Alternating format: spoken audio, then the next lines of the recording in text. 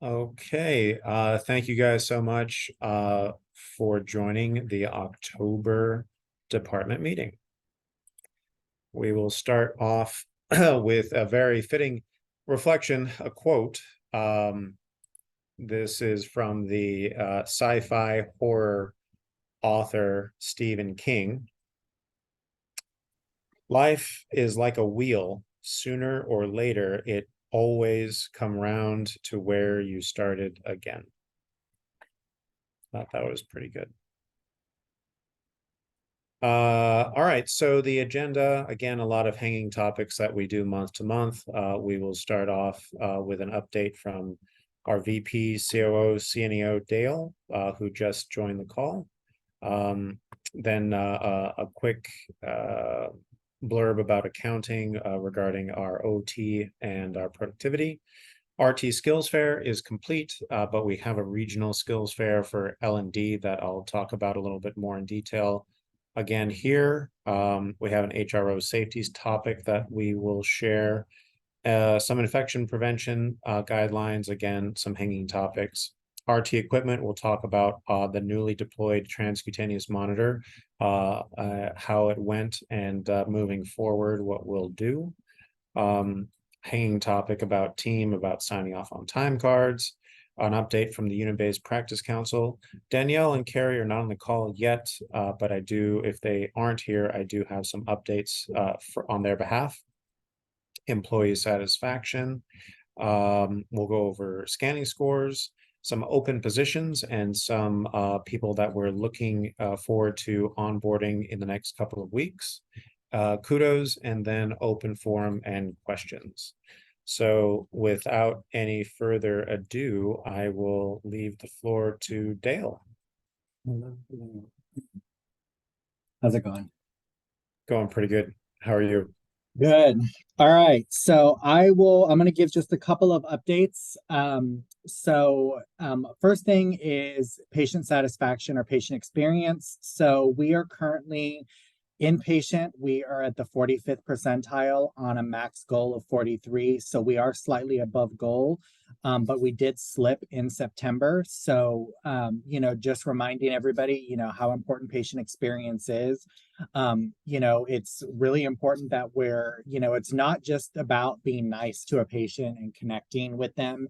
It's also making sure that we're being nice, we're connecting, and that they also understand their medications, they understand their treatment plan, their plan of care, their rooms clean, their whiteboards updated, that they understand their discharge plan, that, the call lights are being answered, which we're all ultimately responsible for. And so I just wanted to make sure, to let you guys know that, while we're still hitting the goal, we are seeing some drift, and I don't want us to be below goal. And then for the ED, we're at the 39th percentile on a goal of max goal of 35. So we're doing really well in the ED. There's 3 different pilots going on in the ED right now. We've got the ED cleanliness pilot going on. There's the QR code for surveys. So why folks are, in the ED, they can actually, their family members or the patient themselves can actually scan a QR code and they can give us real-time feedback. And then we also, the medical group, US Acute Care Services, that is actually the ER providers, the mid-levels and the MDs, that are actually down in ED. They are actually doing discharge phone calls at 24 hours and 72 hours.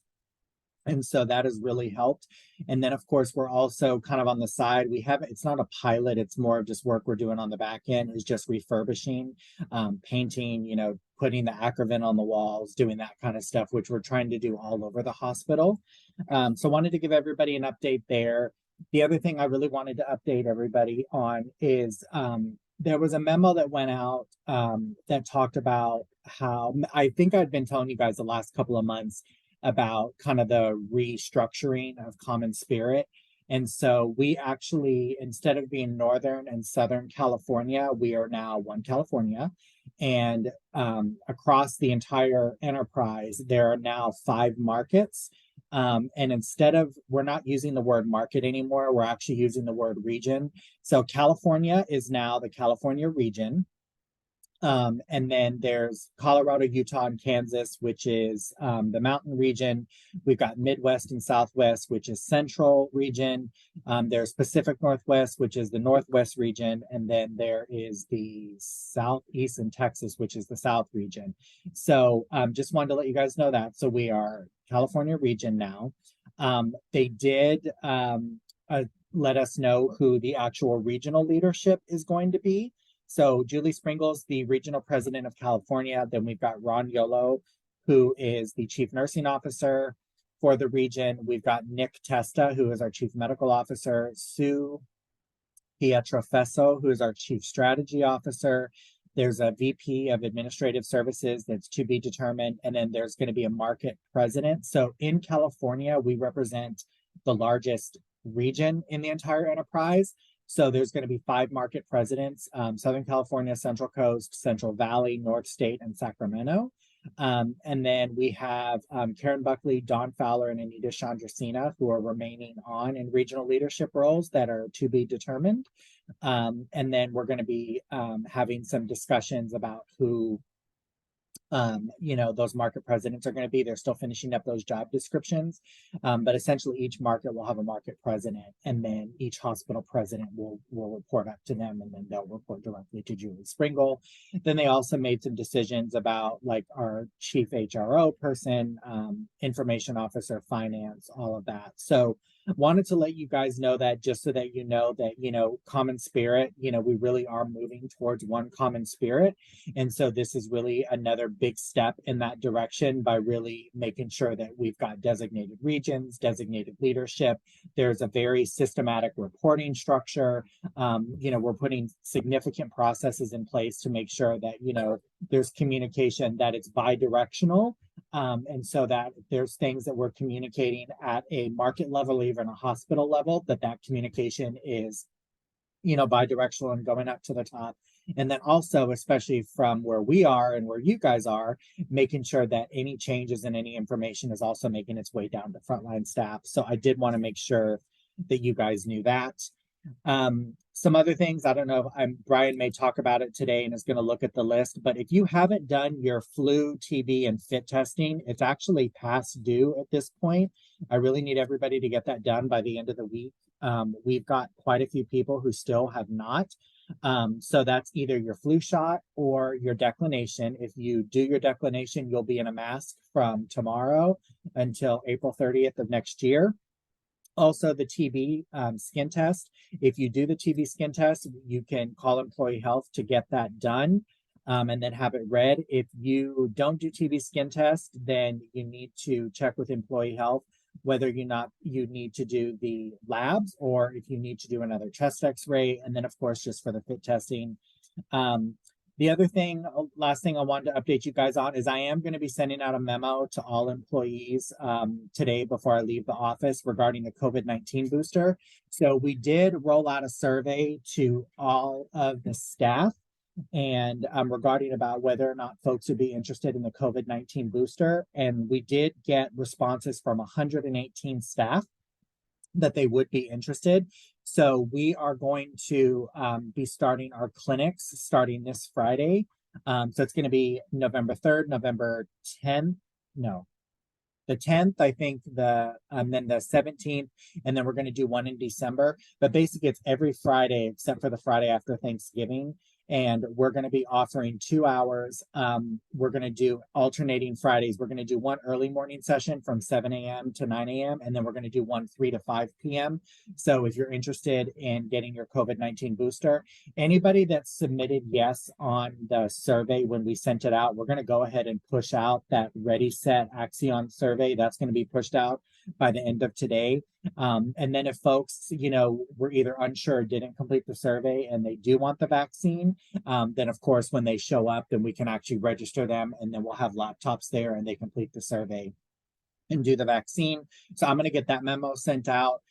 You also can get it, through outpatient, any, your PCP, you can get it in a Walgreens, CVS, wherever. But we are going to offer it here for staff. My only request for staff here, which is in the memo, is, with the boosters, people typically had side effects where people had fevers or people were, they just, felt run down. And so I'm just really encouraging everybody that if you, either make an appointment with employee health or come on the Friday, but make sure that you get your booster before you have a day off, just in case, you're not feeling so great. I know, like, I always take the boosters and I'm going to get mine. I'll do mine on Friday since I'm off the weekend. Just because usually for me, last time I got the booster, I had a migraine and I was just a little tired. And I thought, I'm like, I wouldn't have felt so great going to work like this. And so it just, just make sure that, you're planning appropriately because we don't want to have staffing disruptions. So that's pretty much the updates that I have. Questions from Brian or the group? Anything else I need to update anybody on? Dale, just one comment question. Yeah. There appears to be a bit of inconsistencies with forms submitted by staff to employee health regarding flu, fit, TB, and PAPR. So I looked at the Axion Ready Set Supervisor tab. I've reached out to folks that have pending things. We have since discovered that a non-insignificant portion of these paperworks have actually been submitted, but just not appropriately recorded. Okay. Yeah. So I did get more feedback on that. So anybody, the gold standard and the process really should be the Ready Axion because it's online and it's instant, right? And that really should be what we use. But I know that some folks either weren't registered or they couldn't get access. And so they did the paper form. So employee health is going through right now, and they're supposed to have that done by the end of the week. Is anybody that was having issues with the Ready Set, they're going to upload that, and then that should be reflected in the report by Friday. Perfect. The ones that all staff members that had anything pending, whether it was accurate or not, have been contacted, and Okay. we'll be following up as a department at the end of the week when we get that report. All righty. Perfect. Thank you so much, Dale. All righty. Thank you, guys. I'll talk. And then you have your other one tonight at 8, right? Yes. Okay. I'll see you tonight at 8. See you tonight. Okay, thanks. Okay. Moving forward. Accounting.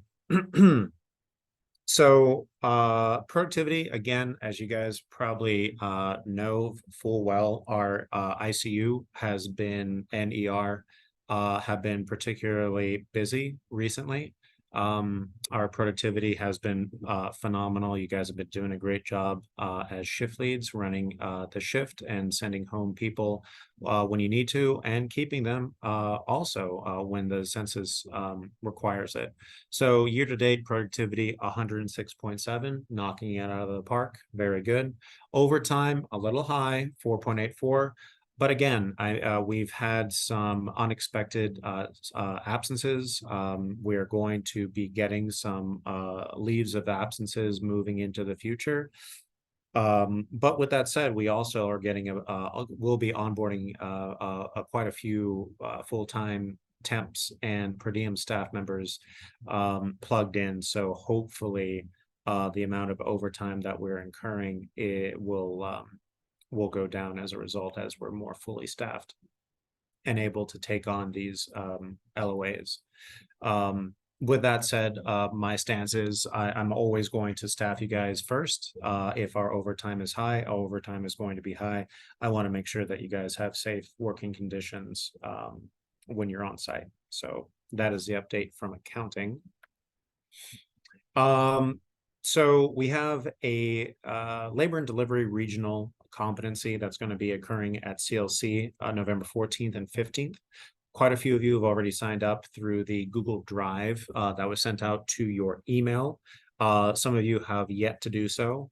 In order to make it easy for everyone, I have printed out a mock sign-up sheet And we'll be updating that myself as soon as people pick a date and time.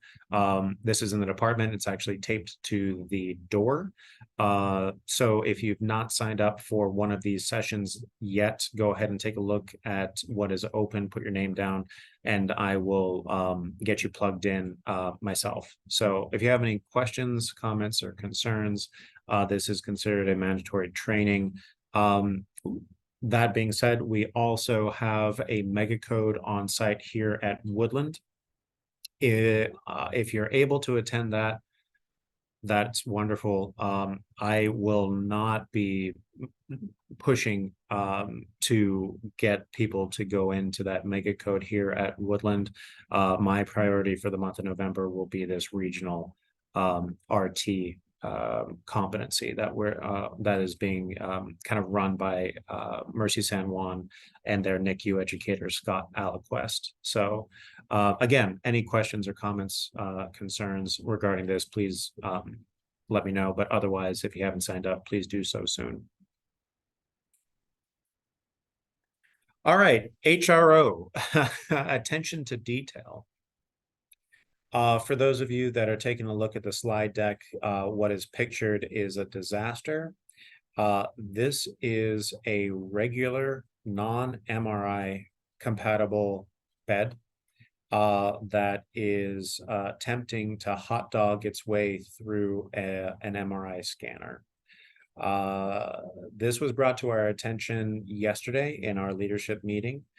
This event happened earlier this year at Kaiser Redwood City Medical Center, I think around February. It's finally making the news rounds after Kaiser has completed their internal investigation. A lot of missteps obviously happened for this to ultimately occur. There was a nurse who was driving the bed into, like, the non-MRI compatible bed into the MRI room. Imaging staff was not immediately available to help assist or guide. And this nurse was not pushing the bed in, rather she was pulling the bed in. So as she got closer and closer to the MRI machine, the bed flung itself into the machine, crushing the nurse. The nurse has survived, but only after some emergent surgeries. The patient was left unharmed, but was dropped out of the bed. Complete disaster, obviously. And just, taking a moment to realize that these things do happen, even in this day and age, where you would think that there would be enough of a comprehensive understanding of the dangers of MRI or medical equipment generally, and the precautions inherently that you need to follow in order to use these things. Obviously, again, a lot of safety steps were not taken, and a disaster resulted. So just remember, don't take anything for granted.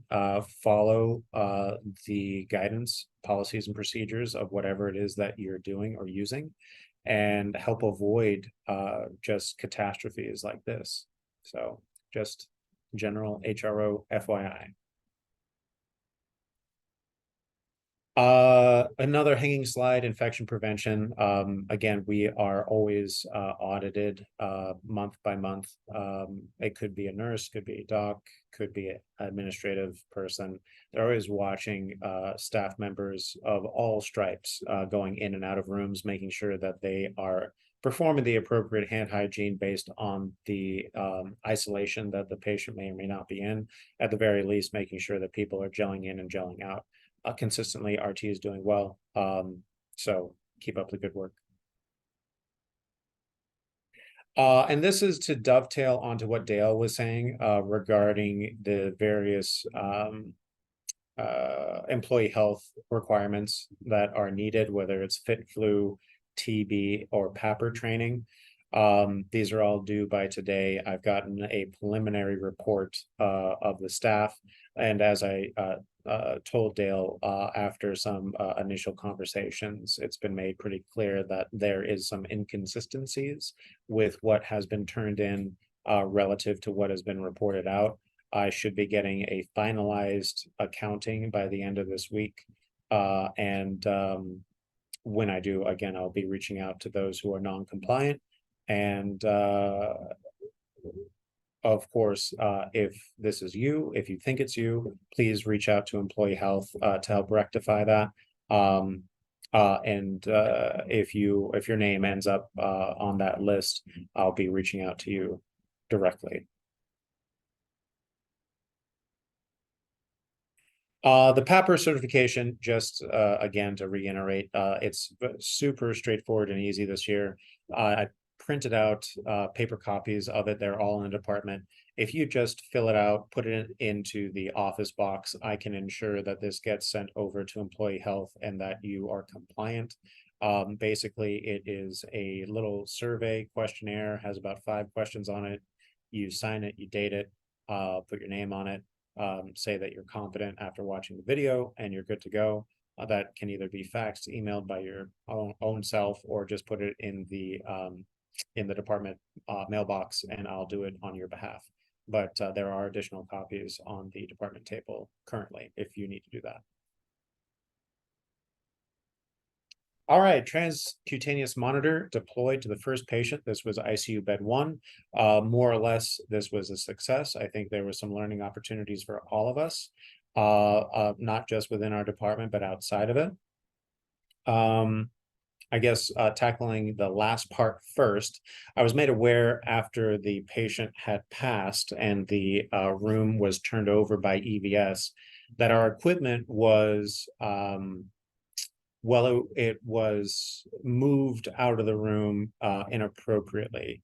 In other words, the very highly sensitive sensor that is basically the brains of this piece of equipment was found just dragging on the ground. So likely a series of events. Patient passed away, all of the medical equipment, EKG leads, this CO2 monitor, everything was obviously taken off. It wasn't put back in its holster. Likely the sensor was just put on the ground. Then as the room was cleaned, all the medical equipment was taken out of the room, leaving the sensor to be drug on the floor. Near as we can tell, the sensor is still in functional condition. However, this was a highly dangerous maneuver. That sensor is very sensitive and it very easily could have been broken or damaged beyond repair. So because of this, I have spoken to the manager of EVS. His name's Jose. I've shown him or shared with him a picture of this specific piece of equipment, and he's going to be huddling with his staff to ensure that when and if their EVS staff members are turning over a room with any kind of medical equipment, especially respiratory equipment, that they ensure that there is nothing that is going to drag on the ground. I think it's probably above and beyond the scope of EVS staff members to know how to properly holster the sensor for this particular piece of equipment. But what they can do is to ensure that the sensor itself isn't dragging. So the specific instruction that I gave Jose was to say that when your staff members take RT equipment out, just make sure that there are no cords that are dragging on the ground and that they are either wrapped around or hanging on the equipment and not dragging. I think that's going to go a long way in helping preserve the equipment that we do have to make sure that chances for damage go down. So beyond that, Dr. Robinson and ICU staff seem to be very happy with the initial deployment. I think we have found out that this piece of machinery requires periodic calibration day to day, insofar as it is not plug and play. This is a part of the manufacturer guidelines that I had since forgotten about since we had the in-service. But essentially it is again, it's on our department YouTube, but I think every 16 hours it has to go through a mandatory calibration, which essentially means you take the probe off of the patient, you put it back in the holster, it goes through a cal, and then it's good to go for another 16 hours or so. I think this is why we were experiencing instances where the sensor was failing and not capturing any data. Feedback from Dr. Robinson regarding this was to hopefully have these instances where we have to recal occur during times outside of when they're doing ICU rounds in the morning. So that's not a that's totally reasonable and something that we can incorporate into our workflow. So after I delve a little bit more into that in-service to see exactly when those calibrations are needed day to day, I'll be pushing that out again as we continue to deploy this in our ICU patient population. But you know, overall, I think everybody did phenomenal. I think this was a good test case for us to use. And I look forward to using it more and more moving forward, hopefully to the point at which we can get more of these units here at Woodland. And you probably have noticed we have our new lockers. So these are all have been pushed out to the 4th floor. This is in the former manager's office. It looks great. Major shout out to Emily for all of her laminating and tag making prowess. It turned out really good. The old lockers have been taken off site. Chances are they are going to be redeployed to another department. But as it stands now, it looks phenomenal. It's taken a while, but it looks really good. Quick reminder about team. This is just, again, remember at the end of the pay period to sign off on your time cards to ensure that you're getting paid accurately for the time that you work. This is obviously your collective responsibility to do so. If there's anything that I can do to help you out for that, let me know. I always am reaching out to you whenever I have questions about your time card. So please just make sure that at the end of the pay period, you are signing off on it. Unit-based practice council. I don't think Carrie or Danielle are on, but a brief update. They had one of their unit-based practice council socials this last Sunday. It was at Heartstoppers. This was a haunted house in Rancho Cordova. I wasn't able to make it out, but I heard that it was a really good success. Everybody enjoyed themselves that went. And I look forward to partnering with Unit-Based Practice Council in the future for more socials. It's a really good time to kind of connect with people outside of work. We spend a lot of time with them, obviously, inside these 4 walls to the point at which we're really kind of second family. So it's nice to kind of metaphorically let our hair down a bit and have some fun outside. So major shout out obviously to Carrie and Danielle for getting that set up, and look forward to seeing more of those events in the future. So the employee satisfaction, again, insights, always am pushing those out. For whatever reason, it seems that there's fewer insights than we typically have had previously. I'm not sure why that is, but for whatever reason, the corporate insights and the Woodland specific insights, there hasn't been as many of them, it seems, as there have been previously. I'm sure whenever I receive them, I'm pushing them out to Tiger Connect and to our department. But I guess perhaps they got feedback that it was a bit overwhelming for a while and have cut back. I don't know. But in any event, haven't been as many. And so I really didn't get any feedback at all, either on days or nights, regarding this metric. This was part of the employee satisfaction survey, one of the questions that was scored a little bit lower relative to other questions on the survey that was conducted mid-year this year. So I figured I would carry it over to this month to see if I could get any feedback on this question as ways that I could kind of do better, help promote and help so that moving forward that this you guys collectively feel as though it's easier to report errors. So I'll leave it to the open forum right now. If anybody cares to give me any sort of feedback, what can I do to help ensure that the culture in this work setting makes it easy to learn from others' errors?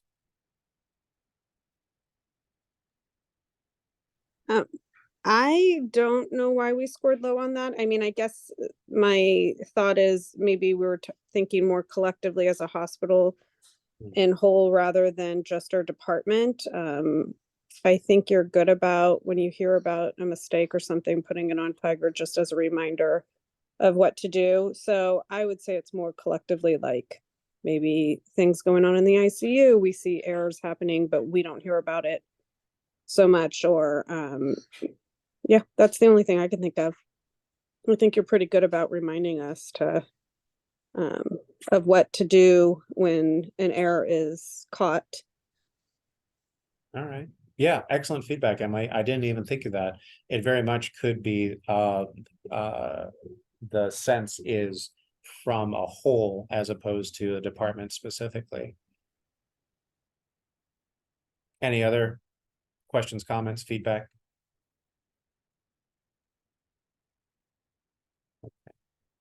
All right. Well, good to know, and thank you very much. I can definitely have some conversations with other hospital leaders regarding that. I think it is important. We learn from our mistakes. Nobody's perfect. We all try our best, obviously. Sometimes we miss the mark, and it's important to know when those events happen so they don't happen again. So sweet. Thank you very much, Emily. Okay, open enrollment. Just so you guys are aware, hopefully you knew about this already. Everybody that's on the call is benefited staff. So if you haven't made your selections yet, please do so. Also, as you can see in there, there are going to be some hours, some opportunity to partner with HR, open office hours, so that you can help better understand what benefits you have and help make some elections if you need some assistance with that. There is a big push to ensure that every benefited staff member does go in and make their elections. In years past, it was a bit more passive, where you could just just not engage. And if you're a benefited staff member, all of your elections that you did the year previously would carry over to this year. That is not the case this year. You must go in and make an elections. Otherwise, you will be you'll either be kicked out or be relegated to the kind of the lowest tier that's available. There's something going on in the background with the benefits section that it's kicking everybody out that doesn't formally go in and make their annual benefit enrollment elections manually. So be sure, if you haven't done that, if you're a benefited staff member, that you do that and select the things that are applicable to you. So again, if you need any help, assistance, or questions, HR is available to assist you with that. Scanning scores, again, this is something I track daily. Overwhelmingly, you guys are doing great. And for instances where there is a little drift, I'd have one-on-one conversations, but as a whole, the department's doing very well. We get also monthly reports from pharmacy, which tag the top 100 medications that are problematic with scanning. I can tell you in the facility that I came from that albuterol and Atrovent were consistently in the top 10. However, Here at Woodland, albuterol and Atrovent aren't even in the top 50. So I couldn't be happier about that. Just keep on doing what you're doing. It's the right thing to do, and it's a major patient safety concern as well. So keep up the good work. Okay, the slide that you've all been waiting for. We have a ton of people that are onboarding, a ton of people that have been hired, and they are staggered between the beginning of this month all the way out through to December, and likely even a couple that will be pushed out to January just because of the bottleneck that we're having with the new employee orientation over at CLC. But for now, you are likely all familiar with James Byram. He had started at the beginning of this month. He is a full-time temp. The next person that will be coming on board is Marta Cruz. She is a transfer from Mercy Hospital of Folsom. Her official transfer date was earlier this week on the 29th. Her first day on campus will be tomorrow. She's going to be orienting for about 4 weeks and then just plugged in to the schedule. After that, we have Roman. I'm not going to attempt his last name, but he's a new employee. He's going to be going through new employee orientation over at CLC, and then another 4 weeks onboarding for him. After that, we have Vitali and Sydney. They're coming in at the end of November, and then beginning of December, even though it says 21, that should be 12. I'm a little dyslexic, I apologize. Nevertheless, December 11th is when Sydney should be onboarding. For our full-time temps, they'll have a more quick orientation or onboarding. They won't be 4 weeks, they will be 2, and then they'll be just plugged into the staff. This going to be happening at a more opportune time. There are several leaves of absences that appear to be on the horizon. So it will be just in time that we get these individuals onboarded and plugged in. You probably have also noticed that we have 2 posted per diem RCP1 positions that are pending. There's an interview for one of them this Thursday, and then another interview this coming Monday, hopefully to get one of those per diems spoken for. We have posted the other per diem back onto the job website because we got no internal candidates. We're now soliciting some quote unquote external candidates, meaning external outside of Woodland. And I should be receiving a list sometime next week that I can work off of to start interviewing for that spot. But yes, a lot of moving parts, a lot of new people, a lot of onboarding. In the end, it's going to be super helpful to make sure that throughout the holidays and into the new year, as we're coming into, cold and flu season, we have appropriate staffing. Just as a side note, some positions that are transitioning outside of respiratory therapy that may or may not have impacts with you directly or indirectly. It was announced today that the manager of lab, this is Kathleen. If you are familiar with the manager since Sandy left, she has posted her resignation. She's actually transferring over to Mercy Hospital of Folsom. So she will be missed.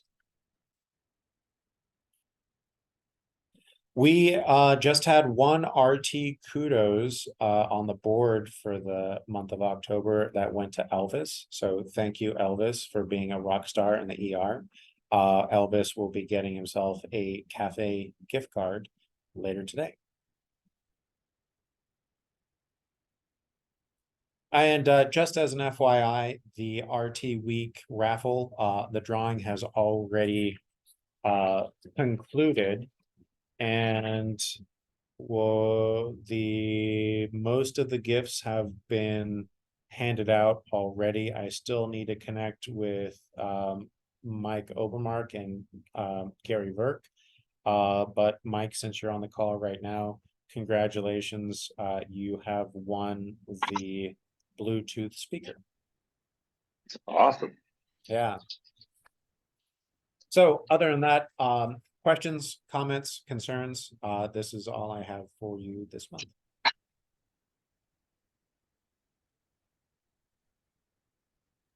Did Gary win the dog bowl? Yes, he did. He did. He did. So he actually put that ticket in for me. Oh, that's funny. So kudos to Gary. Yeah, kudos security. Since Gary doesn't have a dog. Yeah, Yeah. it's a dog bowl. Well, it's not just a dog bowl. It's a collar and an umbrella. Oh, and a water bottle, I believe, too. Wow. Oh, jackpot. So yeah, it's a gift that keeps on giving. Yeah. All right, you guys, anything else? Are you guys good? I think we're good. So I'm assuming those shifts that were posted were Matt's, correct? Correct. Okay, just wanted to clarify. Yeah. I got excited, but for a second and then saw night shifts, so Oh, yeah. More to come. that's all I'm gonna say. All right, I'll see you All right. Thursday. Sounds good. All right, you guys, and thank you for your time and enjoy the rest of your day. You too, thank you. Happy Halloween. Happy Halloween. Thank you. Bye. Thank you.